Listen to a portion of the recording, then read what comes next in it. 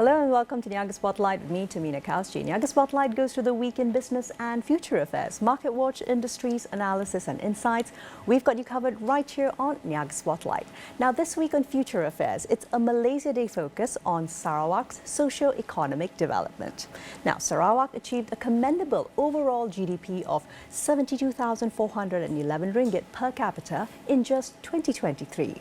However, to further bolster this growth, it's essential to bridge the urban-rural divide to ensure inclusive development and growth. Economist Professor Datuk Dr Madeline Berma joins us now live in the studios to discuss core socio-economic concerns as well as actionable approaches for addressing each of them. Prof, good morning. How are you today? I'm fine. Thank you very much. Thank you. Somewhat Hari Malaysia, a little bit delayed, but still in the mood, right? All right, fantastic. So, Prof, let's get started off by speaking about Sarawak's socio-economic development, but in a couple of separate different tranches. I would like to begin by us first looking at resource management. Now, we've of course known that traditionally Sarawak's economic benefits come mainly from natural resources, extractive industries such as timber and oil. Let's discuss what your perspective has been on the direction in which we're headed, and can this be balanced with environmental interests? Okay, thank you. Now this is a very interesting topic, and coming from on Malaysia Day. When our focus today is Malaysia Day. Now I have studied quite briefly about Sarawak's economic development. So you can see Sarawak's economic development is like you rightly mentioned, the two phases. That's right. The first part of it has always been the state has always focused on extractive industries. So when you talk about Sarawak, people are always talking about LNG, people are talking about petroleum, and of course earlier on it was on our extractive industries like LNG tadilah kan.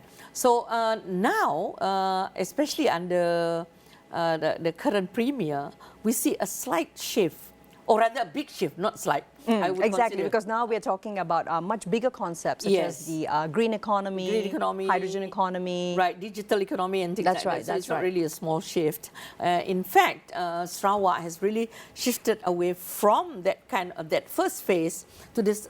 I would consider the second phase.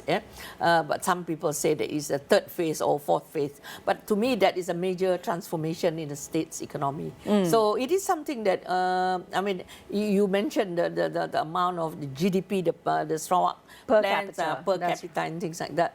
That is really something that the state can achieve, I strongly believe.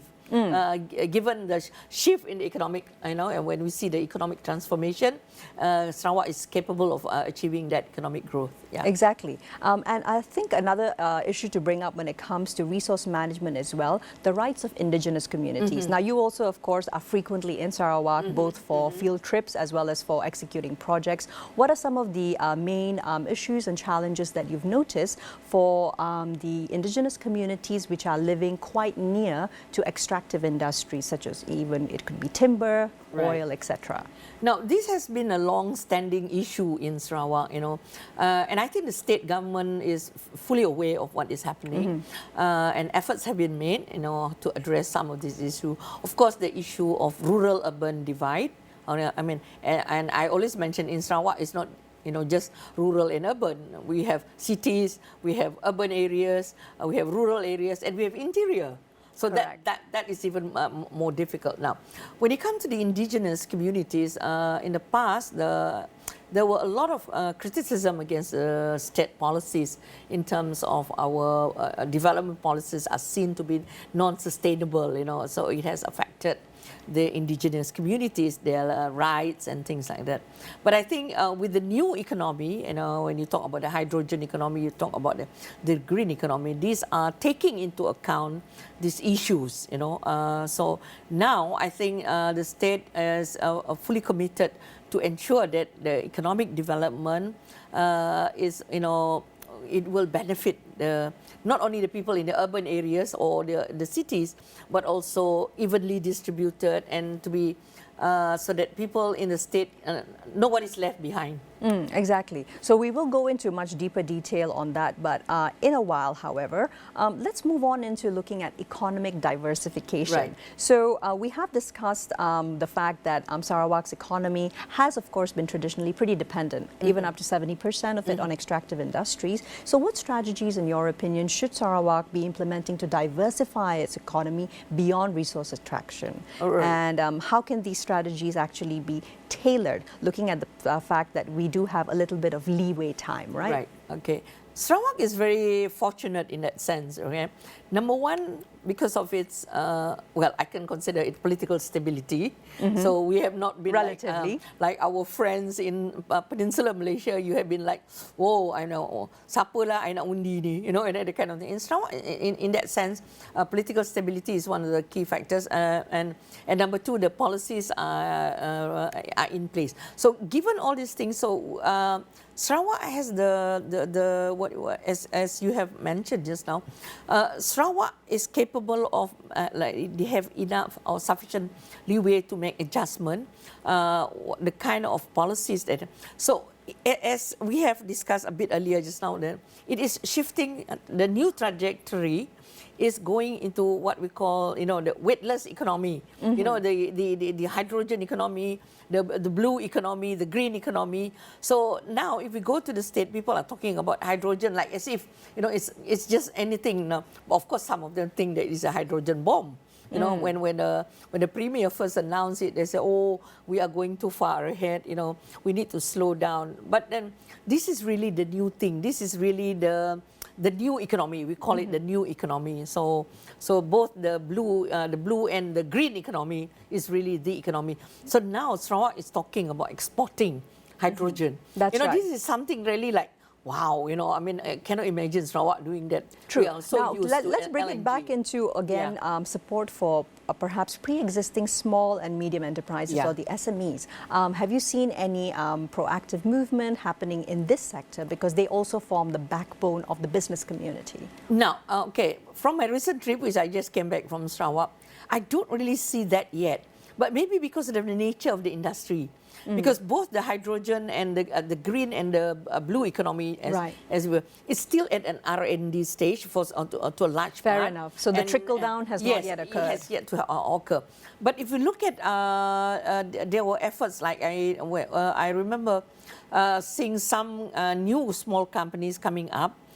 For example, in renewable energy, and also become in the upstream, you know, in our, if you look at the economy, but it's not like the SMEs here, you know, it's not like the manufacturing. Fair enough. So, but I think these are still at the nascent stage. It's a very early stage. Now that Petros is really the new, you know, the big player now in Sarawak. So I think this is where the small companies are coming up. But I don't think it will come as big as what we see here in Peninsula. Exactly, but it's more tailor-made and suited for Sarawak itself. Let's spend a bit of a moment looking at the tourism potential. Now, Sarawak actually welcomed about 4 million tourist arrivals, and this was back in 2019, which is a fairly healthy amount. Have you seen that sector at least recover since the pandemic movement control orders, etc., ended, or is it still struggling to come up to volume? Okay, from my research that I did, like last year we did a small research on economic growth in Sarawak. One of the biggest contributors is actually tourism. So I think we are very much into it, but it's not just cultural tourism, because tourism, it can be ecotourism, and I'm sure you're quite aware of our festival, the music festival, that is always the a huge attraction. Yeah. That's right. So I mean, it is big, but. And there's also the MICE, you know, meetings and things like that. So that is also another big draw in terms of tourism income for the state. That's right. So tourism is one sector. However, have you noticed much movement along the diversification of agriculture? I'm talking about sustainable agricultural practices as well as cultivation of high-value crops. How do we help to support that ecosystem so that it becomes not just sustainable but also value-making? Now, I think that there is a bit of a, I think that's where Sarawak is a bit slow, because I think because of cultural, the tradition. Traditional farming practices. Yeah, farming is still practiced there, shifting cultivation and things like that. Although not on a large scale like in the past, but the communities are still practicing it. So we don't see big plantations being what do you call it? The communities are involved in it. But of course we do have, oil palm and things like that. But these are the typical companies that are doing it. But as far as the communities are concerned, they're still doing, the small scale one. And so I think when you talk about diversification in terms of the communities, not much have changed in that sense when I see what had been practiced in the past. But when it comes to plantation-wise, well, there are some plantations that are already in Sarawak. So, but I don't see many Sarawakians going into it also. Right. So, and at the same time, though, is there a notable shift from dependence on palm oil revenue into more sustainable traditional farming practices? Not really, actually. And then if you really see that, because I don't see that happening so much in Sarawak. Because many Sarawakians are still, if they are in the rural areas, many of them, I still see them go to the paddy fields and things like that. So if you talk to them, what about, working in oil palm plantation? Or that is not something that they are very happy with. Why should I be working with them? So if they want, they plant their own. But which is in small scale, That's right. But there are individuals who do plant oil palm and things like that. But looking at it from a perspective, I can't really say that it is really a big shift. But there are individuals. I do know of friends who have their own farms and things like that. Understood. But I wish they are bigger. There are more of them, but not really. Exactly, because however, as of recent years, about 70% of the revenue still comes from oil and gas, timber, and palm sectors. Right. So from there, shifting into looking at, of course, the next step, which would be the education and workforce development opportunities. Your thoughts on the fact that basically around 9% of Sarawakian youth are having challenges with finding employment. This is, of course, fare significantly higher than the rest of Malaysia. Right. What are some of the efforts that are underway to help us address this? Okay. Since this major transformation in our economy, so one of the biggest challenges is Nila, employment, and getting the right talent. Of course, our education system was designed in such a way to prepare us to work in manufacturing and to work in urban areas. I don't think that we were prepared to work in hydrogen economy or all these high-end sector. STEM-related sectors. Yeah. Yes. So Sarawak has taken the the right step. Like for example, they have their own universities. I'm not talking about state university, but the state-sponsored universities. Understood. Like Swinburne. I know. So these are universities which is under the state government. Okay. UNIMAS is of course federal. Okay. That's right. Now, what is happening and we even have a university college. The state even has its own university college, and now it even has its own to complete the the degree programs. To make from primary from school. College and right up to the university, so it is complete now. So to ensure that Sarawak has the necessary or sufficient manpower, because the economy is booming very, very fast, but who's going to work in these places? So the issue of the 9%, I think in the next future, in the next few years, this will be well addressed in that sense, Fair enough. Thank you for that, Prof. Madeline. We take a short break now, though. Don't go anywhere. We'll be right back with Niaga Spotlight discussing Sarawak's socioeconomic development. Stay with us.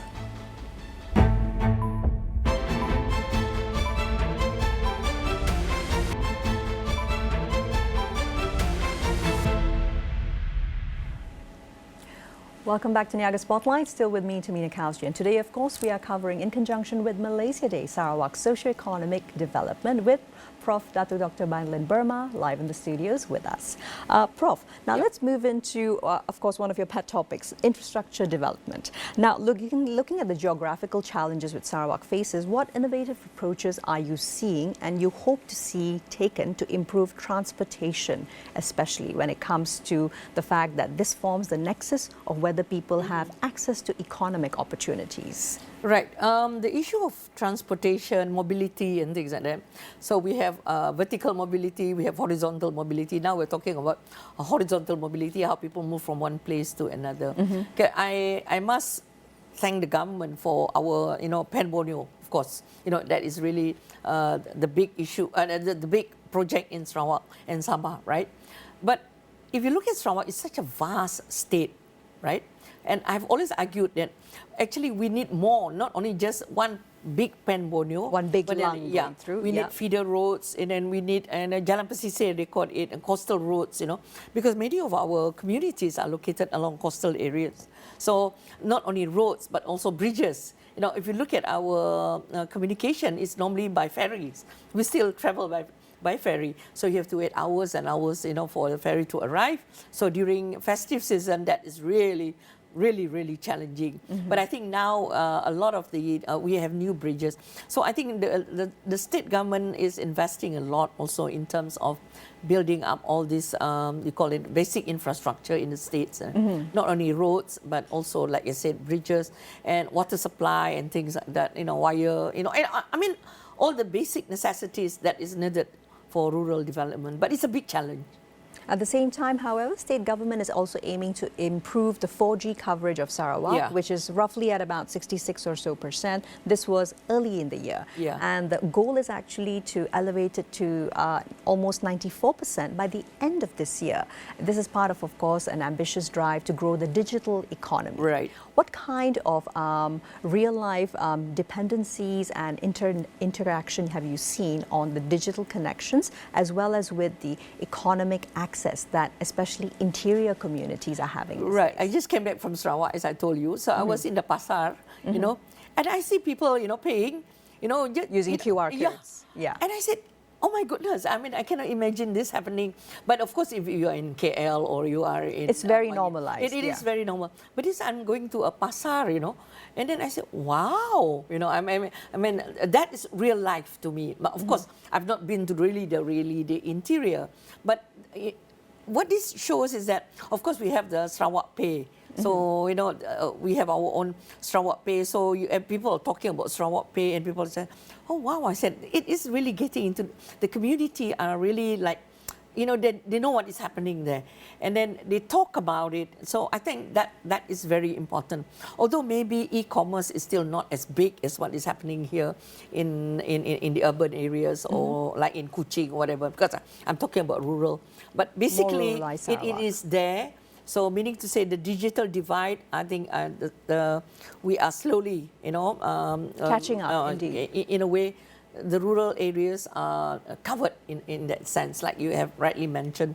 So, and Sarawak is such a big state, so it's really not easy. Absolutely. And at the same time, though, I'd just like to point out that Sarawak's Multimedia Authority, the SMA, they have been working on the SMA Rural Transformation, the SMART Plan, which is a project to build 600 telco towers throughout the state. Yep. So, moving along from looking at internet access into another very fundamental for well-being, which is, of course, healthcare. Now, what specific measures ought to be taken to address the disparities in healthcare access in rural versus more urbanized areas of Sarawak? I see. Okay, thank you very much, because this is something that is very close to my heart, because every now and then I have to go and visit the hospital or the clinics. While you're there working. Yeah. So in Kuching and the urban areas, it's not really a problem, because we cannot equate, when we say Sarawak, everything is like them. But the rural and the interior is still, is far lagging behind. So like, for example, manpower, human capital. Human resources, Human resources, the two of us were talking about doctors, Correct. I mean, I cannot imagine how many doctors want to be, located in all these ulu areas in Sarawak, Like, I think it speaks to the wider issue, which is that perhaps when going into these contracts also overall in the country, doctors ought to be receiving a finite time limit so that they're able to plan their lives as well, right? Yes, sure, definitely. So I really hope that, facilities and also the manpower and the facilities is really very, very important. So one issue which actually struck me, Prof, was the fact that as of the latest records, Sarawak has only 33 medical social workers. Ooh. Now, that actually would prove to be quite the challenge when looking at the location of not just the population, but also the fact that Sarawak has also an aging nation, aging state status. Yeah. So when it comes to the aging status especially, what are some of the challenges which the elderly, those in interior areas, are facing? Now, this is really the double burden, you see. First, there is the rural-urban migration. So in the old days, when they were in the long houses, so they still have family members to take care of them. Yes, so extended family the members. support system. So you imagine a long house that is about 70 bilik, which is like, you know, terraces. So in the old days, it's okay because the family live in the long house. Now with rural-urban migration, that's number one. And then the other one is, of course, the aging population. So this is really a deep concern lah. You know, I mean, if you ask me, so this is something that I think the state really have to think about. And I think our Minister YB Fatimah, she is, I mean, in my little interaction with her, she was really, I mean, concerned, you know, in the fact that we are not only talking about children here, we're talking about, as you have rightly mentioned, the aging population. So now it's very encouraging. For it. Yeah, it's also rather encouraging to note that Sarawak intends to carry out a comprehensive study to profile the state's elderly population by this year. Yeah. Another factoid is that by 2028, it's estimated around 15% of Sarawak's population will be aged 60 years and above. Yeah. So, so like I think like in many states in Malaysia, we are not fully prepared for this aging population. We talk about it, we discuss, you know, the seminar and things like that. You look at our hospitals, you look at our, you know, other facilities, and then it's not age friendly. You know, if you walk on the streets, anytime you just bump into something, people like me, you know, I just walk and then I just, accessibility, you know, as well, so right? things like that. So I think, but the good thing about the state is that, I mean, since we are talking about Sarawak, you know, I've heard a lot about the work that they are doing, that, especially the ministry is looking into this issue because they want to be prepared for it, you know. I mean, in that sense, it's not just rhetoric, you see. So, because this is real issues, you know. And it has to also be the kind of accessibility and essential services that trickles down universally, not only for those who can afford it. Yes, that's true, the inclusiveness. Fantastic. Right. Now let's move along into speaking about climate resilience when it comes to Sarawak, Prof. So how can Sarawak develop a comprehensive climate resilience strategy that is looking at socioeconomic vulnerabilities, particularly in light of reliance on both agriculture as well as tourism? And we're especially talking about the average Sarawakian involved in these industries. Now, if you look at the state, they call it the post-COVID policy, right? That's correct. Okay, the post-COVID policy, one of the big agenda, there are three things that the focus on is, one is, of course, sustainability, economic growth, and inclusiveness. So when you talk about sustainability, the state has already kind of focused on, rather the idea that, you know, the state, they need to reduce the carbon footprint and things like that, you know, in the state. So that has already been a big agenda, and it has to be translated to the ground. So how is it being translated to the ground? So the green economy, the hydrogen economy is one way, shifting away from total reliance on the extractive industries.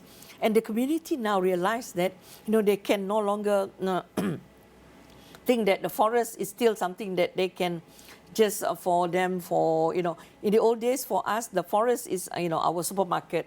You know, then after that, then it became a point of anger because of deforestation, and now people are thinking, oh, actually, we can make money from the forest if we really, you know, juggle it, you know, manage it well and things like that.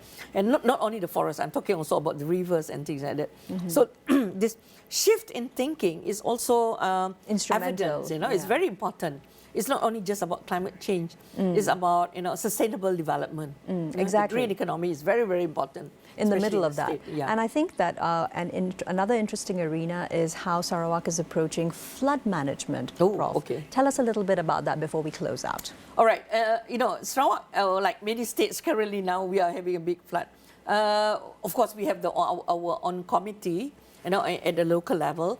and to manage this flood. It is also managed at the 3 different levels, you know, at the highest level. And so this is where the administrative part. But the communities have long been trained how to manage their own flood. You know, community sustainability is the also engagement very is there as well. Yes, and when I met up with them, because when I was working with Swakam, these are some of the issues that they always brought up. So I said, what is it that you all do? You know, they said even we as a community, we also have to work on our own also. Not only we cannot rely on the state, you know, to manage the flood, because the nature of flood mitigation nowadays is very different. You know, of course, the state is one level, but at the end of the day, the community has to undertake their own. That's true, because when you have community engagement, that actually is what leads to climate resilience planning, yes, and also perhaps emphasizing indigenous and traditional knowledge, yes, in ways in which to approach it, especially considering that you have a diverse population that's both elderly, you have the young, and then you've got a limited number of those who are able-bodied and in their early adulthood. Yeah. Yeah. So that is inclusiveness. So everyone, no one is left behind, both in terms of, you know, participating in the economic development and also benefiting from the economic development. Yes, absolutely. So before we close out, Prof. Madeline, I'd like to ask you about what your wishes are on the occasion of this year's Malaysia Day for Sarawak and, of course, the rest of Malaysia. Okay, for Sarawak, I've always believed in this very famous line that we Iban like to use, segulai sejalai. That means unity. So diversity is good, you know, but I mean, at the same time, you know, when you talk about Malaysia Day, it is about segulai sejalai, you know, we walk together, we solve our problems together. So it's a very powerful word in the rural communities. Fantastic. We call it segulai sejalai. Fantastic. Segulai sejalai. Yes. Thank you very much for your time today, Prof. Dr. Madeline. Thank you. It's been an absolute pleasure. Well, that's all the time that we have today on Niaga Spotlight. We look forward to seeing you once again next week. I'm Tamina Kantakowski signing off, and of course, wishing all of you Selamat Hari Malaysia, Happy Malaysia Day once again. See you then.